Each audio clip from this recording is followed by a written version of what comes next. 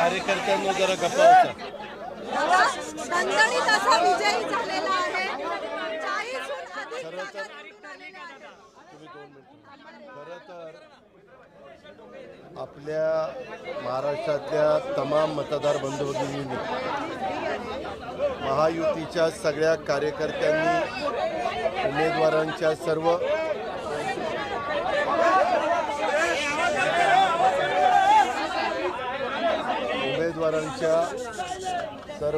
नातेवाईकांनी मित्रपरिवारांनी सगळ्यांनी अतिशय चांगल्या प्रकारे निवडणुकीची यंत्रणा राबवली आणि आम्ही पहिल्यापासून मी तर माझी लाडकी बहीण ह्या योजनेला जनसन्मान यात्रेला आम्ही सुरुवात केली तेव्हापासून 18 तारखेच्या शेवटच्या सभेपर्यंत मी ठरवलेलं होतं कुणावर टीका टिप्पणी करायची नाही, आपण आपला कार्यक्रम सांगायचा।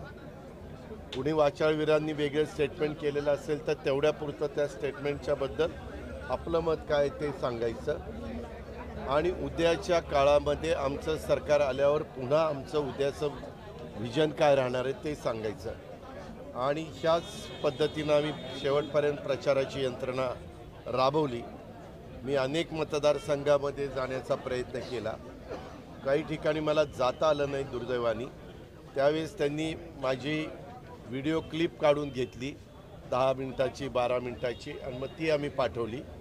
अशा पद्धतीनं मॅक्झिमम मतदारसंघामध्ये पोहोचण्याचा प्रयत्न एकनाथरावजींनी केला, देवेंद्रजींनी केला, मी केला, प्राईम मिनिस्टरनी केला, अमित भाईंनी केला, इतर दिग्गज नेत्यांनी केला आणि ह्या पद्धतीनं आम्ही प्रचाराची यंत्रणा राबवली आणि त्याला चांगल्या प्रकारचं यश आलेलं आपण सगळे बघतोय। वास्तविक बऱ्याच वर्षांनी महाराष्ट्रामध्ये एवढं थम्पिंग मेजॉरिटी आलेलं चित्र आपल्याला पाहायला मिळालं नाही।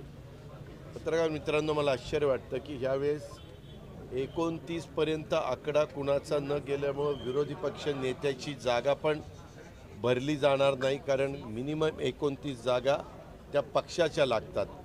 जसं मागे पार्लमेंटमध्ये घडलेलं होतं, मला वाटतं 53-54 जागा असल्याशिवाय तुम्हाला विरोधी पक्ष नेत्याचं पद त्या ठिकाणी मिळत नाही। अर्थात तो विषय इथला नाही आहे, तो विधानसभेतला विधान परिषदेमधला विषय, तो तिथल्या तिथं आम्ही त्या ठिकाणी घेऊ, परंतु खूप मोठी जबाबदारी मतदार बंधू भगिनींनी आमच्यावर टाकलेली आहे आणि ज्या आमच्या 100% आम्ही A+मध्ये धरणाऱ्या जागा, मग डॉक्टर योगेश आमचे क्षीरसागर असतील, सुनील टिंगरेजी असतील, यशवंत माने मोहोळचे असतील किंवा आमचे दिलीप मोहिते पाटील असतील किंवा अतुल बेनके असतील, त्या 5-7 जागा 100% निवडून येण्याच्या कानडे असतील आमचे श्रीरामपूरचे, असं आम्ही त्याच्यामध्ये बेरजेमध्ये धरलेलं होतं। देवेंद्र भुयार असतील,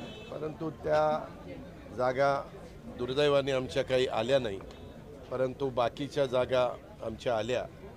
आमचा लढवणाऱ्या जागेंच्यापैकी 55 जागा आम्ही लढवल्या, त्या मानाने आमचा स्ट्राईक रेट पण चांगल्या पद्धतीनं राहिला, भाजपचा पण उत्तम राहिला, शिवसेनेचा पण उत्तम राहिला आणि किरकोळ थोडंसे काही गोष्टीमध्ये मैत्रीपूर्ण लढती झाल्या, पण मला सांगायला आवडेल जिथं जिथं मैत्रीपूर्ण लढती झाल्या ती पुरंदरमध्ये झाली, तिथंही महायुतीचाच उमेदवार निवडून आला, ती सिंदखेड राज्याला झाली, तिथंही महायुतीचाच उमेदवार निवडून आला। आणि पत्रकार मित्रांनो, मी काही माझ्या सहकाऱ्यांना सांगत होतो की तुम्ही इकडे तिकडे जाऊ नका, आपण सगळे मिळून ताकद लावू आणि लोकसभेच्या निवडणुकीच्या निमित्तानं जो जनाधार आपल्याला मिळाला नाही, जे फेक नॅरेटिव्ह सेट करण्यात आला, विशेषतः आमच्या संविधानाच्या बद्दल, भारतरत्न डॉक्टर बाबासाहेब आंबेडकरांचं संविधान हे बदलणार किंवा मायनॉरिटीच्या मनात भीती दाखवण्याचा जो प्रयत्न झाला, त्याचा आम्हाला खूप मोठा फटका त्या बाबतीमध्ये बसला। आणि कांदा निर्यात बंदी, या 3 गोष्टीचा, कांदा निर्यात बंदी आम्ही उठवली, त्याच्यामध्ये संविधानाचा प्रश्नच नव्हता, कारण संविधान इतकं अत्युत्तम अशा प्रकारचं आपलं संविधान आहे की त्याचा आदर 140 कोटी जनतेला आहे आणि उलट न्यायदेवतेच्या हातात संविधान दिलं आणि डोळ्यावरची पट्टी काढून टाकली. अशा बऱ्याच गोष्टी आम्ही केल्या. संविधान दिन साजरा करायचा निर्णय झाला. प्रत्येक जिल्ह्याच्या ठिकाणी संविधान भवन बांधण्याचा निर्णय झाला. अशा गोष्टी त्याच्यात झाल्या. मी मायनॉरिटीला सांगत होतो की आम्हाला सगळ्यांना न्याय द्यायचा आहे. आम्ही शिवशाहू फुले आंबेडकरांच्या विचारधारेशी संबंधित आहोत. आम्ही भेदभाव करणार नाही आणि ह्या पद्धतीने आम्ही लोकांच्या समोर गेलो. लोकांनी ते स्वीकारलं आणि प्रचंड बहुमत दिलं. प्रचंड म्हणजे प्रचंड बहुमत. इतकी जबाबदारी आमच्यावर वाढलेली आहे. त्याबद्दल तमाम मतदार बंधू भगिनींना, महायुतीच्या सर्व घटक पक्षांना, नेत्यांना, कार्यकर्त्यांना, उमेदवारांना सगळ्यांना मी मनापासून धन्यवाद देतो. जे जे पराभूत झाले त्यांच्याशी पण अनेक उमेदवारांशी मी बोललो. खचून जाऊ नका, पुन्हा आपण उमेदीनं पुन्हा संघटना त्या भागामध्ये मजबूत करू आणि मोठ्या उमेदीनं लोकांच्या समोर पुन्हा जाऊ. आणि मी आपल्याला जसं सांगितलं तसं आमची जबाबदारी आता फार वाढलेली आहे. आम्हाला आर्थिक शिस्त किंवा तुम्ही बघितलं विरोधक आमच्यावर काय टीका इतकी खालच्या पातळीवर करायची. वाचाळवीरांची संख्या वाढलेली होती. रोज 9 ते 10च्या दरम्यान एक भोंगा वाजायचा आणि इतकं काहीतरी खालच्या पातळीवर टीका टिप्पणी चालायची. तुम्ही पत्रकार मित्रांनो कालचा दिवस आठवा. काय एकदम सगळे काही जण विरोधक तर हवेतच होते. आम्ही आपलं गप्प टी व्हीवर बघत होतो. आम्ही कुणी तुमच्याशी संपर्क साधला नव्हता. त्यांनी हॉटेल काय बुक केली, विमानं काय बुक केली, हेलिकॉप्टर काय बुक केली आणि सगळीकडे माणसं काय पेरली आणि लगेच तुम्ही इकडे घेऊन या, लगेच तिकडे घेऊन या. काही म्हणजे अंदाज पण त्यांना आला नाही. अंडरकरंट एवढा जबरदस्त होता. आणि माझं स्वतःचं मत आहे, तुम्ही काही म्हणा, गेम चेंजर जो झाला तो लाडक्या बहिणीने केला. लाडक्या बहिणींचं मतदान पण वाढलं. लाडक्या बहिणींनी आमच्यावर विश्वास पण टाकला. आम्ही लाडक्या बहिणींना दिलेला शब्द पण आम्ही पाळला आणि पुढेही हेच शब्द पाळतील असा एक विश्वास माझ्या लाडक्या बहिणींना सगळ्यांच्या मनामध्ये बसला. आणि 3, 5, 7.5 हॉर्सपॉवरच्या मोटरचं जे बिल माफ केलं तो एक शेतकऱ्यांच्यामध्ये खूप चांगला मेसेज गेला. आणि युवा युवतींच्याबद्दल आम्ही स्टायपन देण्याचा निर्णय 6,000, 8,000 आणि 10,000 घेतला. तो एक चांगला निर्णय घेतला.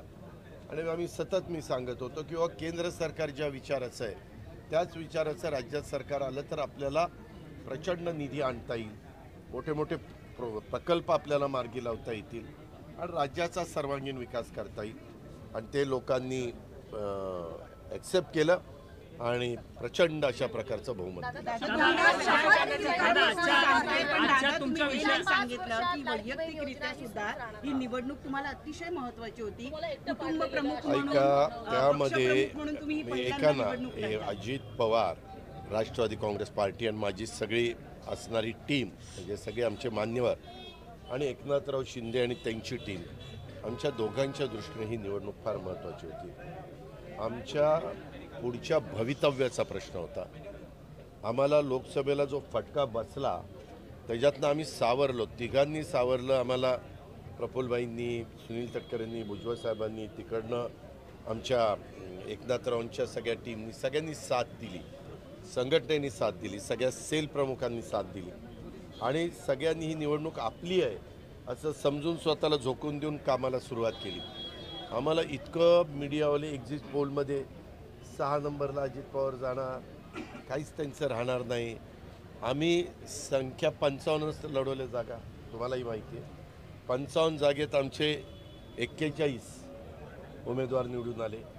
4, 5, 6 उमेदवार माझे अतिशय कमी मताने गेले आणि त्या मानाने आम्हाला पर्सेंटेज चांगलं मिळालं.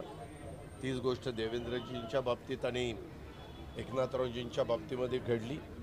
आम्हाला सतत हिणवलं जात होतं. काय एक जागा आली लोकसभेला, एक जागा. आम्ही आमच्या मनाला सांगायचो, माझ्या आमदारांना सांगायचो, बाबा 5 वर्षापूर्वी काँग्रेसची पण एक जागा आली. आज सगळ्यात जास्त जागा काँग्रेसच्या लोकसभेत आल्या. चालतं असं. एकेकाळी भाजपच्या 2च जागा आलेल्या होत्या देशात, परंतु भाजप 2दा पूर्ण बहुमतात आली. आत्ता 3ऱ्यांदा सरकार स्थापन केलं. असं चालतं. खचून जायचं नसतं. आपण जाऊ, पण हिमतीनं लोकांच्या समोर जाऊ, लोकांचा विश्वास संपादन करू. लोक निश्चितपणे आपल्याला कौल देतील. माझी तर बारामतीमध्ये अशी पंचायत केली गेली होती, सगळे माझ्या विरोधात, सगळे म्हणजे काही माझ्या बहिणी माझ्याबरोबर होत्या, माझा आई माझा परिवार माझ्याबरोबर होता, मूळ म्हणजे बारामतीकर होते. तुम्हाला आश्चर्य वाटेल, मी गेल्या वेळेस तिथं 48,000 लोकसभेला मायनस होतो. मायनस असताना मी ते मायनस भरून काढून माझ्या बारामतीच्या मतदारांच्यामुळं, कार्यकर्त्यांच्यामुळं, सहकाऱ्यांच्यामुळं सगळ्यांनी आपण उमेदवार समजून झोकून दिलं. 1,16,000 मी लीडवर आहे. म्हणजे 48,000 भरून काढून 1,16,000 कुठं माझं लीड गेलं. म्हणजे मला तर पुन्हा त्या बारामतीकरांना सॅल्यूटच ठोकायचं आहे.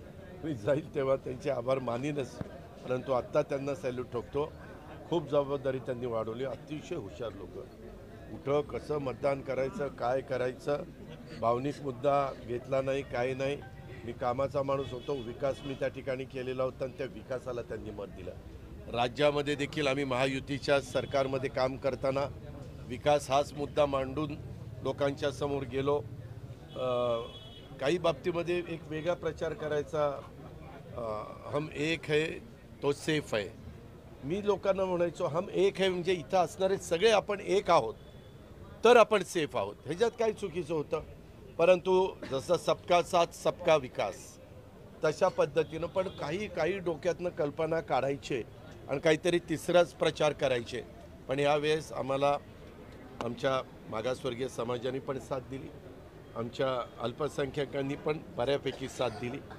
त्याच्यातून आम्हाला काही ठिकाणी थोडंसं गडबड झाली, परंतु त्याचे एकंदरीत बूथ वाईज आकडे आल्यावर मी त्याच्याबद्दल त्याचं विश्लेषण करू शकेन, कारण आत्ता एकदम बोलणं उचित ठरणार नाही. पण जे पर्सेंटेज वाढलं आणि लाडक्या बहिणीचं जे पर्सेंटेज वाढलं, तिथंच मनात एक आशेचा किरण जागा झाला. नाही, आपण उद्याच्याला निकाल आपल्याला चांगला मिळेल. आपल्या लाडक्या बहिणी आपल्याला म्हणजे साथ दिल्या वाचून थांबणार नाही आणि तसंच घडलं. स्ट्राईक रेट मोठा आहे, त्यामुळे मुख्यमंत्री पदासाठी तुम्ही दावा करणार आहात का? अहो, मी जाहीरपणे सांगत होतो, मी 10 वेळेला अर्थ मंत्रालय सांभाळलेलं आहे. आत्ताच वेगवेगळ्या IAS IPS ऑफिसरांचे पण फोन आले, ते पण दादा खूप चांगले झालं. कुणाच्या स्वप्नात नव्हतं. तुमच्या नाही, ह्यांच्या नाही, ह्यांच्या नाही, कुणाच्याच नाही. 230 ना, नाही ती 230 म्हणताय की लाडक्या बहिणीने भरभरून दिलेला आहे, त्यामुळे ती योजना चालू राहणार. एकीकडे ही गोष्ट म्हणत असताना दुसरीकडे तुम्ही म्हणताय की आर्थिक शिस्त लागणं महत्वाचं आहे. मी करते ना, तू काळजी करू नको. लाभाच्या योजना मी साधारण 75,000 कोटी लाभाच्या योजना, पुढच्या वर्षीचा अर्थसंकल्प जो कोणी अर्थमंत्री मांडेल 7 लाख कोटीचा मांडेल, तर 7 लाखामध्ये 10%नीच 75,000 कोटी होतात. हा, 2100 होणार का? 1500 नाही, एक मिनिट. त्याच्यामध्ये ह्याच्यात जरा तू अभ्यास करू दे. मी बोलताना काय बोललो, माझं प्रत्येक भाषण ऐक. मी काय भाषणात सांगत होतो. अरे तुम्ही आत्ता लगेच काहीतरी वाद काढू नको. आज आनंदाचा दिवस आहे, आज सगळ्यांना समाधानाचा दिवस आहे. तू उगीच काहीतरी त्याच्यामध्ये मिठाचा खडा टाकू नको दुधामध्ये. दादा तुमच्या या विजयानंतर त्यांच्या विरोधात उभे होते, जे तुमच्या विरोधात उभे होते, तुमच्या घरातलं एक कुटुंब होतं. राजकारण जरी असलं, निवडणूक जरी हो का, मी तुम्हाला स्पष्ट सांगतो, मी लोकसभेला चूक केली. माझ्या पत्नीला बारामतीत उभं करून मी चूक केली. त्यावेळेस मी चुकलो होतो. ह्यावेळेस मी चुकलेलो नाही. माझी उमेदवारी पार्लमेंटरी बोर्डाने पहिली जाहीर केली. मी नको म्हणत होतो. मी शिरूरमध्ये किंवा पुरंदरमध्ये किंवा सिन्नरमध्ये, आणि 3 जागा माझ्या आल्या. ते शिरूरची जागा तर माझी 1,00,000 मतांनी आली. सिन्नरची जागा अशीच माझी कितीतरी मतांनी आली. पुरंदरची जागा वाटपामध्ये आमच्या एक ह्यांना विजयराव शिवतारेंना गेली, पण ती पण चांगल्या मतांनी आली. सांगायचं तात्पर्य की ही परिस्थिती होती. असं असताना बारामतीकरांच्या करता मी ऐकलं, पार्लमेंटरी बोर्डाचं ऐकलं. ह्यावेळेस मी चूक कबूल केली, इतरांनी कुणी चूक केली. तिकीट का दिलं त्याला? काही गरज नव्हती. त्याची पहिली टर्म होती, त्याला पहिल्याच टर्मला मिठाचा खडा लागल्यानंतर काय होतं ज्याचं त्याला माहिती. आणि जरा शिकू दे ना, अनुभव घेऊ दे ना. एकदम सुप्रियाचं काम केलं म्हणून लगेचच उमेदवारी. अरे आम्ही तिथं 5-5 वर्ष घासलीत, तिथं कष्ट घेतले. तुम्ही जाऊन बारामतीकरांना विचारा. माझ्या शहराने तर 100%पैकी 80% मतं मला दिलेली.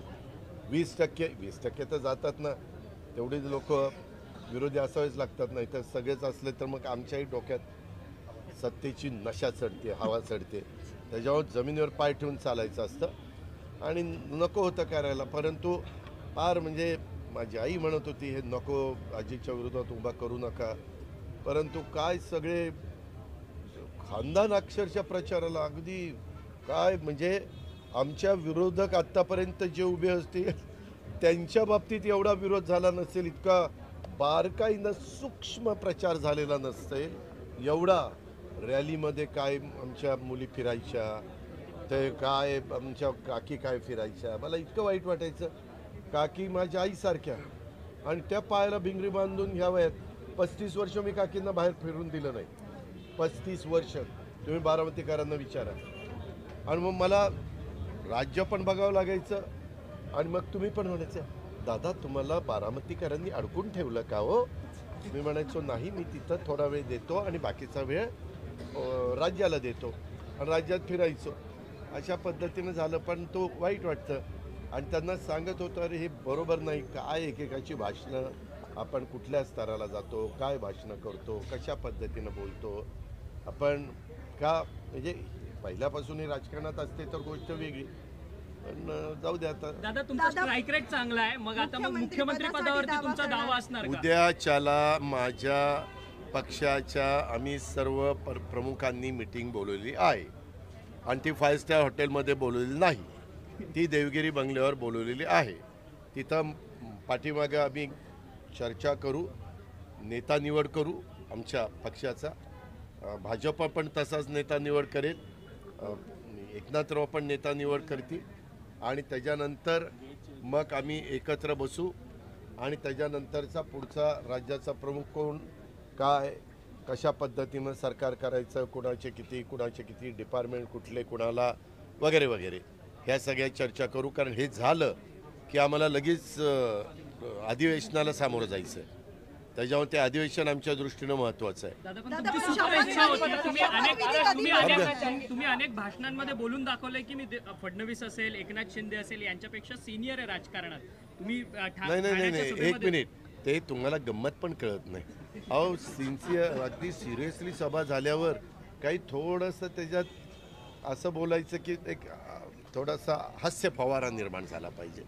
त्याच्यामध्ये काही गोष्टी आम्हीच काय सांगितलं होतं, आमचं एकमेव ध्येय 250च्या पुढं जागा आणायच्या. ते पहिलं ध्येय आम्ही गाठलं आहे. दुसरं ध्येय आम्हाला पहिल्यांदा निवडून आलेल्या आमदारांनी मला नेता तर केलं पाहिजे त्यांचा. ते आता उद्या काय करतात ते बघायचं. मग नेता निवड झाल्यावर बाकीच्या दोघांची नेता निवड होईल आणि मग आम्ही तिघं एकत्र बसू. त्याच्यामध्ये काही सहकाऱ्यांशी चर्चा करू, वरिष्ठांशी चर्चा करू आणि पुढची रणनीती ठरवू.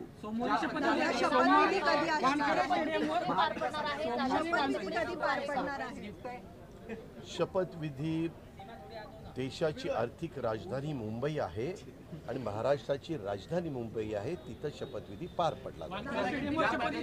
काय वानखेडे स्टेडियमवर शपथविधी होती. तुला कोणी माहिती देतं रे. आम्हालाच माहिती नाही, तुला बरी माहिती मिळाली. कधी होणार आहे? महाविकास आघाडीला आणि खास करून संजय राऊतांना सरप्राईज गिफ्ट म्हणायचं का? नाही, नो कॉमेंट्स. ते काय झालंय ते आज इतके म्हणजे त्यांचा मनस्ताप झाला आहे. त्यांना काय बोलावं काय करावं काही सुचेना. ते त्याच्यामुळे त्यांना लकला. दादा तुमच्या विजयानंतर शरद पवारांकडनं तुम्हाला शुभेच्छा आल्यात का या विजयानंतर? काही सुप्रियाताईंकडनं शरद पवार? मला अमित शहांच्याकडनं शुभेच्छा आल्या, माझ्या आईकडनं शुभेच्छा आल्या, ज्या बहिणींनी माझी कामं केली त्या तिन्ही बहिणींकडनं मला शुभेच्छा आल्या. म्हणजे माझ्या मुलांच्याकडनं आल्या, माझ्या पत्नीकडनं आल्या, अशा सगळ्यांच्याकडनं मला शुभेच्छा आलेल्या आहेत. माझ्या कार्यकर्त्यांच्याकडनं आल्या, तुझ्याकडनं आल्या, असं अनेक दुपारी सगळे भेटायला आले ते तेव्हा तुम्ही सगळ्यांनी मला दिल्या ना शुभेच्छा, दिल्या की नाही? तर त्याच्यामुळे तुमच्या शुभेच्छांचा मी स्वीकार केलेला आहे. हा रे, अजून सागरचं व्हायचं, सागर किनारे.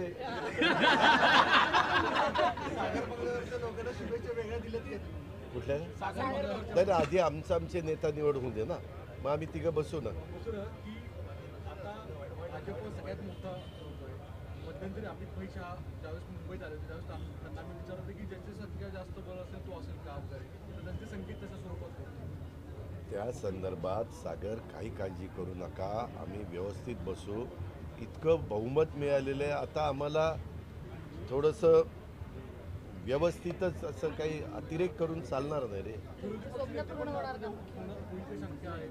अरे कसं होईल? 29 जागा कोणाच्या आल्यात का विरोधकांच्या?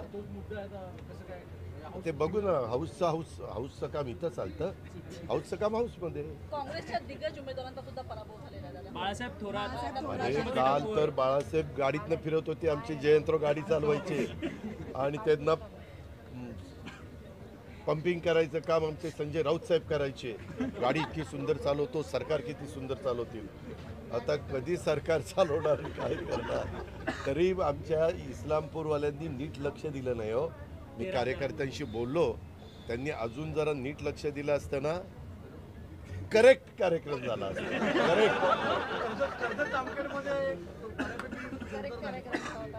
रोहित पवारांना फार टफ गेले निवडणूक राम शिंदेच्या विरोधात. पण ते काय झालं अंतिम निकाल?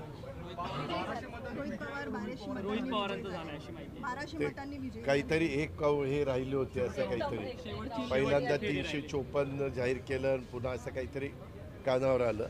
म्हणजे हो नाही हो नाही हो नाही. मला अंतिम मी नंतर कार्यकर्त्यांशीच बोलत होतो, परंतु तिथंही टफ झाली असं मला ऐकायला मिळालं. सारखे पुढं मागं पुढं मागं पुढं मागं चाललेलं होतं. दादा तुम्ही त्या मतदारसंघामध्ये जास्त लक्ष नाही दिलं, तुमची सभा देखील लागली कर्जत जामखेडमध्ये. अरे बाबा, माझ्याकडं मला जेवढे दिवस मिळाले म्हणजे दिवाळीच्या सुट्ट्या सोडून तेवढ्या प्रत्येक दिवशी मी 5-6 सभा घेत होतो आणि अनेक ठिकाणी मी जायचा प्रयत्न करत होतो. काही ठिकाणी आमच्या तिघांपैकी एक तरी सभा तिथं प्रत्येक विधानसभा मतदारसंघात झाली पाहिजे अशा प्रकारचं नियोजन आम्ही तिघांनी केलेलं होतं. त्या पद्धतीनं मला वाटतं तिथं देवेंद्रजींची सभा मोठी झाली ना, झाली. देवेंद्रजींची सभा झाली. दादा हिंदी में बता दीजिए आप, नई कई सरकार सवाल में जो है अच्छा उठाए स्ट्राइक रेट आपका है, स्ट्राइक रेट को देखते हुए किस तरह की भूमिका आप एक्सपेक्ट करते हैं नई सरकार में? वही फॉर्मूला होगा जो पहले था या उससे कुछ अलग आप सोच रहे हैं? हम सब मिलके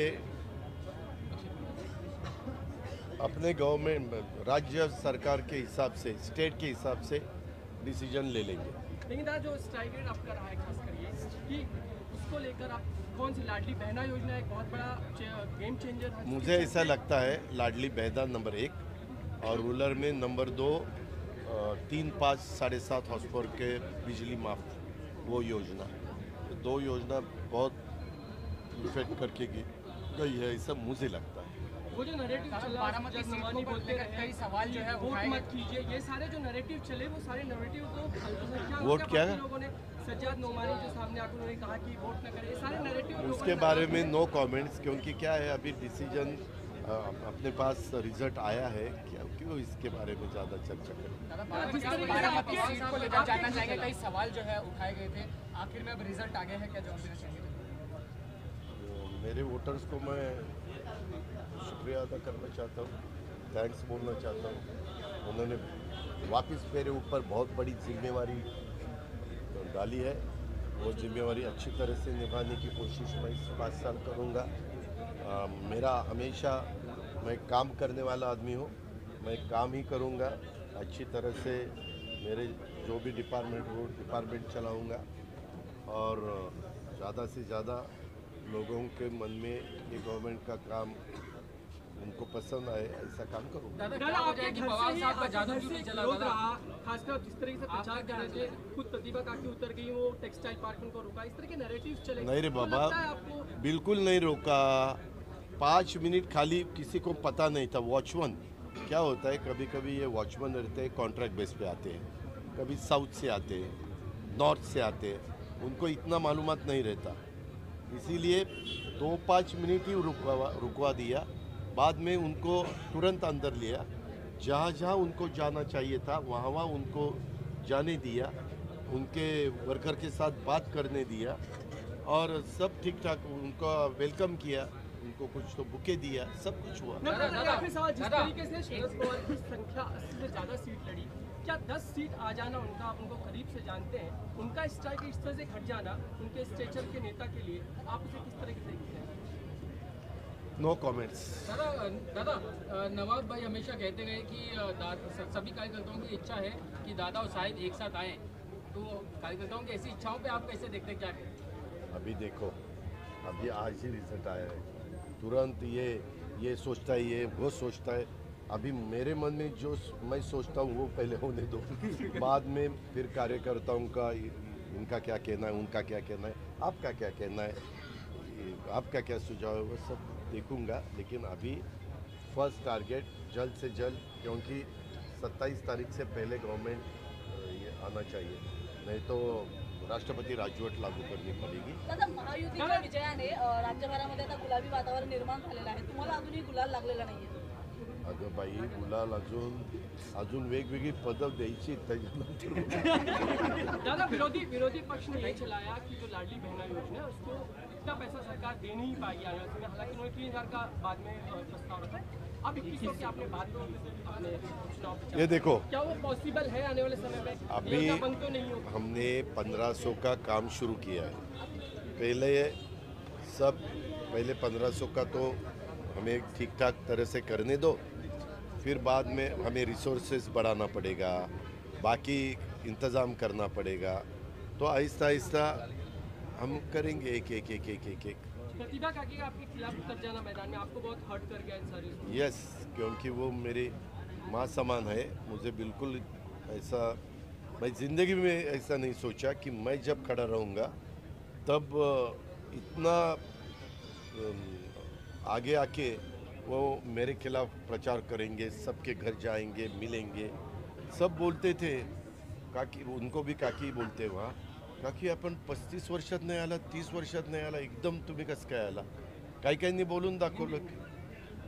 कुछ लोगों ने उनको सवाल भी पूछा कि आंटी जी आप इतने सालों में नहीं आए और इस दफ़ा पहले दफ़ा ऐसे चुनाव में, मेरे ख्याल से मैंने जब से राजनीति बारामती में शुरू की है, मैं खुद कैंडिडेट अभी 8वीं दफ़ा एज ए एमएलए के नाते, एक दफ़ा एमपी के नाते, सुप्रिया 3 दफ़ा एमपी के नाते, ऐसे सब होते हुए किसी के चुनाव में प्रचार करने के लिए वो नहीं आए। लेकिन इस दफ़ा क्या हुआ क्या मालूम। सर युगेंद्र पवार को क्या सलाह होगी सर भतीजे आपके? तथास्तु। सर महायुतीला पाठिंबा देणाऱ्या राज ठाकरेंच्या मुलाचा पराभव झालाय, कसं बघताय तुम्ही? आता एकही उमेदवार एकही उमेदवार आलेला नाही, उमेदवार निवडून आले त्यांचं त्यांना विचार, मी काय सांगणार? मी माझ्या पक्षाचं सांगू शकेल, तो काहीतरी तिसरंच कशाला विचारतो? प्रकाश आंबेडकर यांनी असं म्हटलेलं होतं की मी सत्तेत आलेल्या पक्षाला त्यांच्यासोबत मी जाईल. आता महायुतीला यश मिळालेलं आहे, तुम्ही त्यांना सहभागी करून घ्याल तुमच्यामध्ये?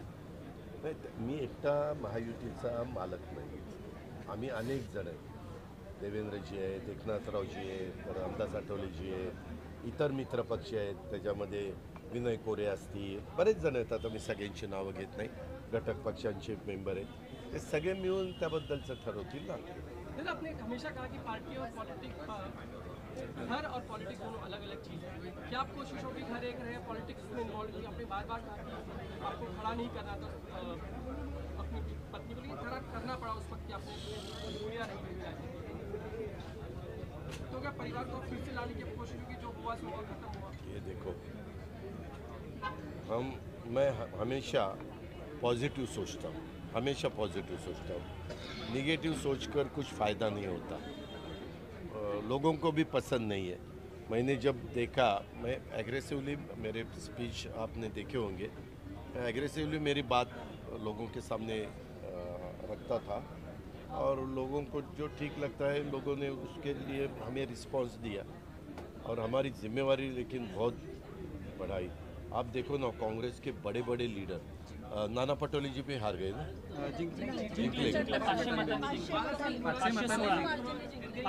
मतांनी जिंकले. मागाशी कोण म्हणलं जवळपास गेले तर. नाही शेवटच्या नावाला 516 मत. ओके ठीक आहे. यशोमती ठाकूर, यशोमती, बाळासाहेब थोरात, पृथ्वीराज बाबा असे खूप जण त्यांचे धीरज पण गेला. नाही अमित आला वाटतं.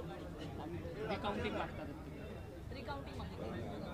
बड़े बड़े दिग्गजों का गिर जाना, खास से बालासाहेब थोरात तो 60 टर्म जीत कर आए थे. ऐसे सात. बाद भी चर्चा चालू होती. क्या है, लीडरों के मन में सीएम पद की चर्चा चालू है, ऊपर वाले यानी हाई कमांड के मन में. लेकिन हाई कमांड को कहाँ पता है, अरे इसके पास वोटर ही नहीं है. ये हाई कमांड को पता नहीं चला, इसीलिए वैसा रिजल्ट आया. लेकिन खुले मन से मैं जो हमें यश मिला है, मैं खुले दिल से यश स्वीकार करता हूँ और सभी का धन्यवाद करता हूँ. चला.